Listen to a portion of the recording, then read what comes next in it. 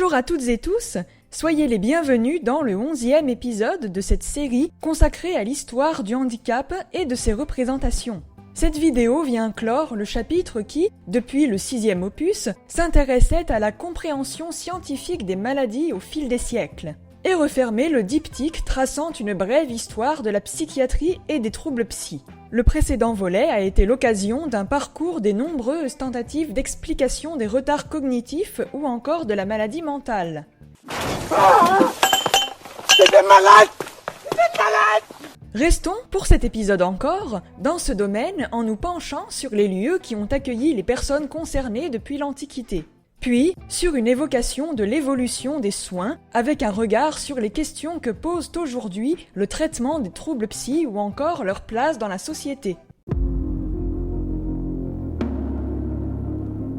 Il n'était pas rare, en Grèce et à Rome, que les malades soient menés dans des temples pour être recommandés aux dieux. Il n'existait toutefois pas vraiment de lieu exclusivement dédié à recevoir et à traiter les fous. Au Moyen-Âge et durant la période moderne, selon Michel Foucault dans son Histoire de la folie, les concernés étaient comme envoyés en exil, mis sur des bateaux, reclus dans des lieux marginaux voire sauvages. Est-ce que c'est votre dernier mot ? En vérité, les choses sont loin d'être aussi simples. Il se peut que Foucault ait été induit en erreur par le leitmotiv littéraire et pictural de la Nef des fous, représentant des malades à la dérive sur un bateau. Tu es le plus beau des bateaux, et tu me guides sur le flot. Le plus souvent, la personne atteinte était juste enfermée dans la maison de sa famille, voire attachée. Ses tuteurs pouvaient d'ailleurs faire appel à la justice du coin pour demander des chaînes, des menottes. Et il était de la responsabilité de la famille de faire bonne garde, c'est-à-dire à la fois de surveiller la personne et de faire preuve d'humanité. Ça, en tout cas, c'est la théorie. On peut légitimement rester sceptique quant à la qualité du traitement qui était réservé, dans le secret des foyers, aux personnes malades. Cela dit, il arrivait bel et bien que les fous soient parfois déplacés, mis dans des charrettes et envoyés vers des sanctuaires, par exemple à Saint-Mathurin, ou bien dans des abbayes, où là encore le traitement n'était pas forcément de tout repos. En revanche, l'on n'envoyait pas les malades à l'hospice ou à l'hôtel-Dieu, qui à l'époque étaient des lieux de charité qui n'admettaient pas les malades incurables, seulement des nécessiteux de passage.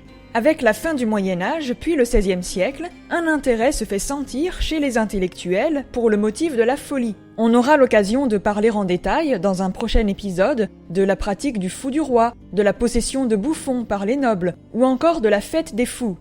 Orient royalement tout notre jour, nous allons sacrer le roi des fous! Du côté de la littérature, la folie est considérée soit comme une perte de la raison, soit comme une forme de dissidence par rapport à la norme sociale. Dissidence qui porterait une forme de sagesse, le ressurgissement, dans l'écart à la norme, de certaines vérités que cette normalité sociale ne veut pas entendre. C'est ainsi que l'humaniste Erasme prête à la folie une sagesse cryptée. Dans l'Éloge de la folie, une allégorie féminine du nom de Moria, c'est-à-dire folie en grec, prend la parole, là où normalement le fou est celui qui ne peut plus parler. Et la Moria entreprend de dénoncer, tour à tour, toutes les folies et les vanités des corps de métier que l'on tient pour sages et prestigieux, et qui bien sûr s'en défendent.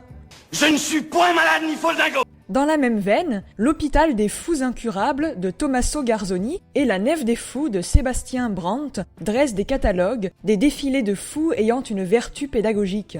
Citons en outre Don Quichotte, considéré comme rien moins que le premier roman moderne et dont l'anti-héros, un vieil homme fou se prenant pour un chevalier, est le vecteur de nombreuses leçons de sagesse, d'esprit critique et d'humanité. Avec la période moderne, on assiste à la construction de grands asiles d'aliénés et hôpitaux, mais qui ont davantage vocation de police et d'enfermement que de soins. Au XVIIe siècle notamment, avec le grand renfermement, les personnes porteuses de troubles psy sont internées au même titre que les vagabonds, les mendiants, les prostituées. La première préoccupation des autorités, avec cette pratique, est d'assurer la salubrité publique et de lutter contre les désordres sociaux. Non sans une forte dimension religieuse. Je vous absous. Je vous absous. Je vous absous. Je vous absous tous. on consacrera une vidéo à l'hôpital général.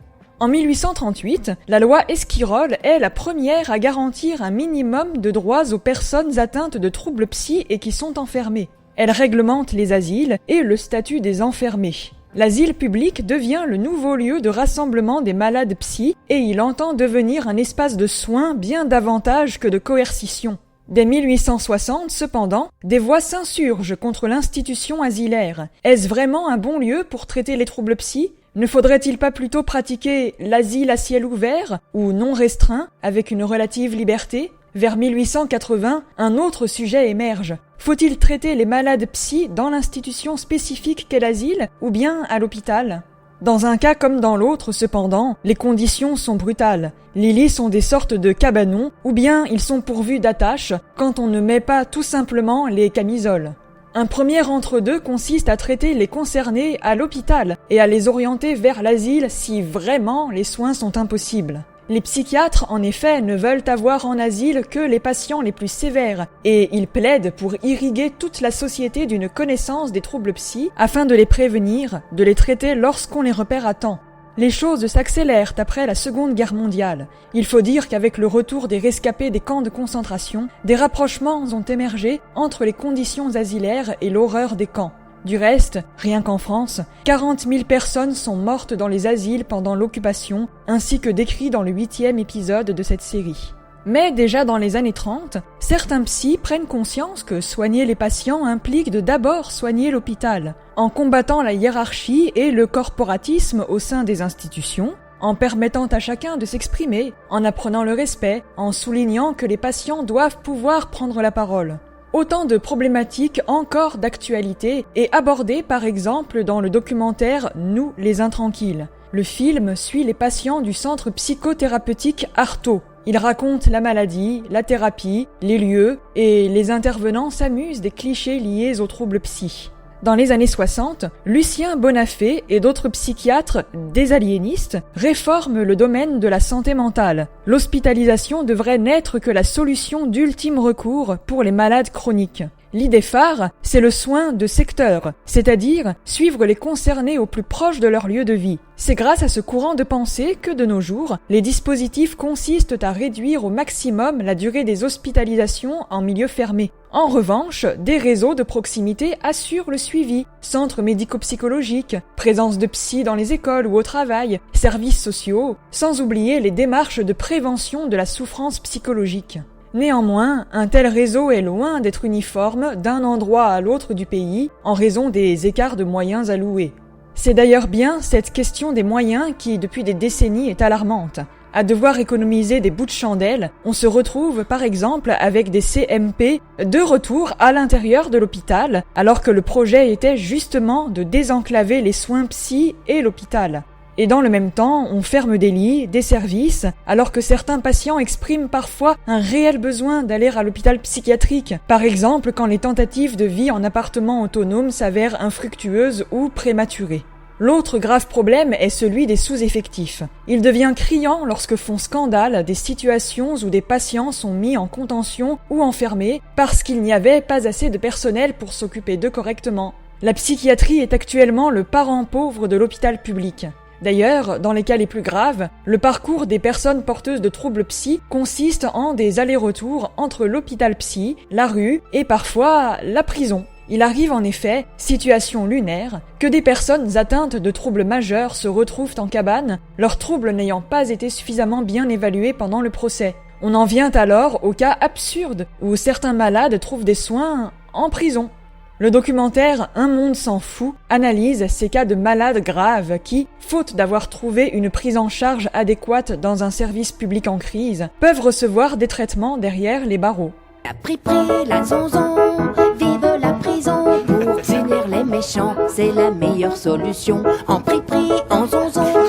Un abus consiste même, parfois, à laisser des patients subir des va-et-vient entre l'hôpital psychiatrique et la prison, comme si on se refilait le mistigris. Ce type de situation exprime un abandon des luttes politiques pour bien accueillir les concernés en fonction de leurs besoins. Ce sujet de la prison pose d'ailleurs la question de la responsabilité et de la criminalisation. Le malade psy est-il responsable de son acte ? Le sujet est déjà réfléchi au Moyen-Âge, où était prévue une irresponsabilité pénale complète et sans nuance pour la personne jugée folle. Auparavant, dans le droit romain, le furiosus et le jeune enfant n'étaient pas éligibles à la punition. Un proverbe médiéval disait « Le fou est assez puni par sa folie elle-même ». Mais, pour juger de la folie, il fallait un diagnostic médical, ce qui était loin de s'avérer aisé au Moyen-Âge. Faire appel à un médecin ou à une matrone était une procédure connue des tribunaux, mais les juges rechignaient à la mobiliser. En effet, ils se pensaient aptes à reconnaître la folie et n'aimaient pas trop s'en remettre à une autre corporation. En 1810, l'article 64 du Code pénal napoléonien prévoyait qu'il n'y ait pas de sanction si la personne est démente au moment de la commission du crime. Au moment des faits est une précision importante, rappelant qu'une personne peut avoir été valide jadis. On souligne un moment de rupture qui va faire passer d'un état normal à un état pathologique, et avec cela, l'importance de reconstituer l'historique du patient, du prévenu. Depuis 30 ans, la théorie a encore évolué. Il est aujourd'hui rarissime de déclarer quelqu'un irresponsable. Avec la refonte du Code pénal en 1994, l'article 122.1 stipule « La personne qui était atteinte, au moment des faits, d'un trouble psychique ou neuropsychique ayant altéré le discernement ou entravé le contrôle de ses actes, demeure punissable. » Autrement dit, le malade est déclaré responsable, mais avec bien sûr une prise en compte de sa pathologie et une graduation adéquate de la responsabilité et donc de la sanction. Les plus anciens corpus traitant de la maladie psy datent d'Hippocrate. En vérité, plusieurs médecins ont écrit sous ce même nom, aussi devrait-on plutôt parler de corpus hippocratique. On y relève un refus du recours aux interventions divines et autres superstitions pour privilégier des prescriptions bien physiques. Le principal médicament était l'ellébore, une plante possiblement dangereuse si mal utilisée. On la cultivait dans la ville d'Anticyre, d'où l'expression voguer vers Anticyre pour désigner le fait d'être fou. Au Moyen-Âge, on considère que le corps du malade psy est obstrué et donc qu'il faut l'empêcher d'exploser. Pour ce faire, on a recours à la trépanation pour évacuer les ventricules du cerveau, ou encore à la saignée, ou bien à des ventouses. D'autres remèdes consistent en des régimes alimentaires ou des traitements moraux alliant douceur et brutalité. Certains médecins estiment qu'il faut frapper pour le bien du malade. Sans oublier l'importance de l'environnement, l'air pur, tantôt le repos et tantôt le mouvement, tantôt le sommeil et tantôt la veille. Pour stimuler une personne léthargique, par exemple, des textes du XIIIe siècle recommandent de la réveiller avec des odeurs nauséabondes ou encore de lui chatouiller les pieds. Tu parles ? Tu parles. Enfin, Druide, ce n'est pas du jeu. Nous te torturons depuis des heures et ça ne te fait rien. Un genre d'effet placebo peut également être mis en place. Essayer de faire croire au malade qu'il est soigné pour provoquer certains progrès comportementaux. Malgré tout, une dimension morale reste accrochée à ces traitements. C'est ainsi que l'acédie, c'est-à-dire la mélancolie, une profonde fatigue, bref une sorte de dépression, est considérée comme un péché. Jean Cassien, un père du désert du IVe siècle, écrit à propos des gens souffrant d'acédie qu'ils sont victimes du « démon de midi ».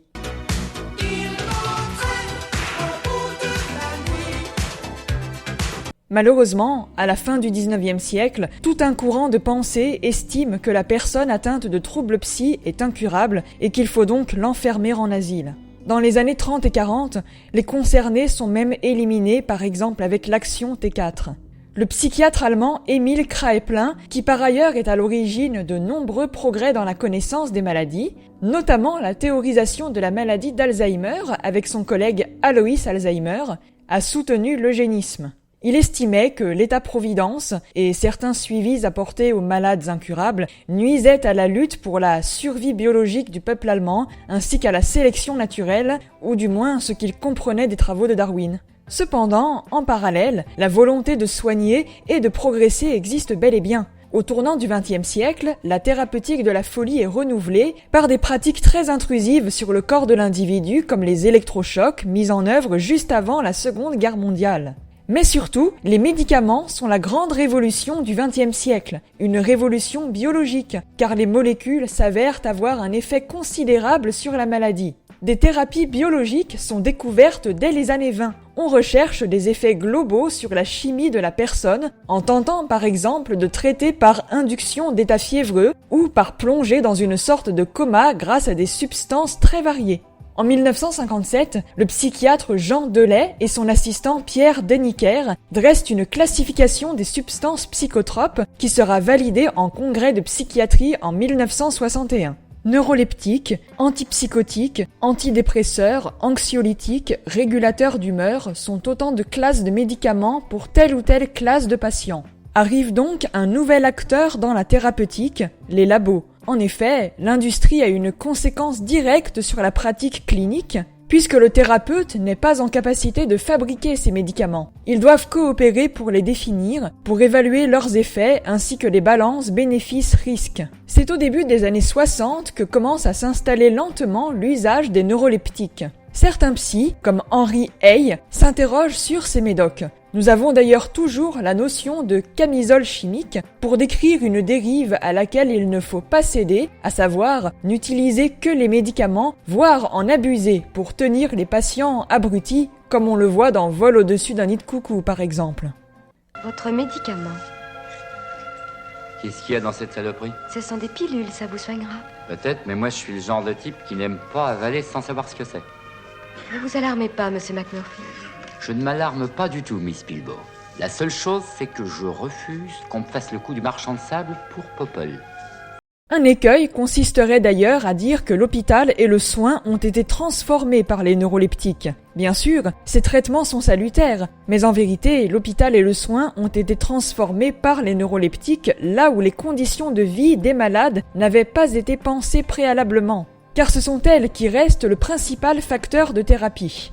L'ambiance de l'hôpital est capitale. Les patients peuvent-ils circuler? Ont-ils de l'autonomie? Le cadre est-il bienveillant et permet-il des moments de partage, non seulement entre patients et thérapeutes, mais aussi entre les patients eux-mêmes?